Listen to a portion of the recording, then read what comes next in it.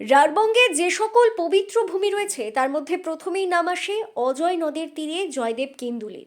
রাজা লক্ষণ সেনের সভাকবি গীতগোবিন্দের স্রষ্টা কবি জয়দেব মূলত এই জায়গার সঙ্গে জড়িত। কথিত আছে মকর সংক্রান্তিতে তিনি অজয় নদী স্নান করতে যান মা গঙ্গার স্বপ্নাদেশে। আর তারপর থেকে প্রতি বছর মকর সংক্রান্তির দিন থেকে অজয় নদীর তীরে জয়দেব কেন্দুলের রাধা বিনোদ মন্দির ও তার পার্শ্ববর্তী এলাকায় বসে মকর পরবের মেলা।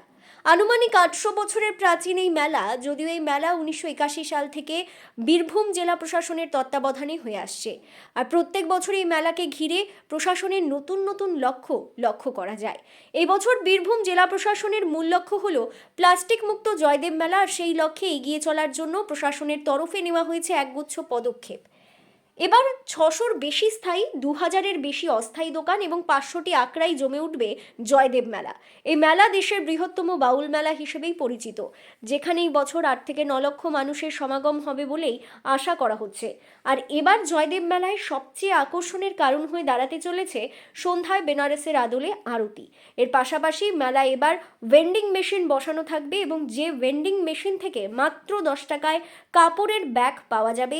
এছাড়াও থাকবে বিজ্ঞানসম্মত শৌচাগার।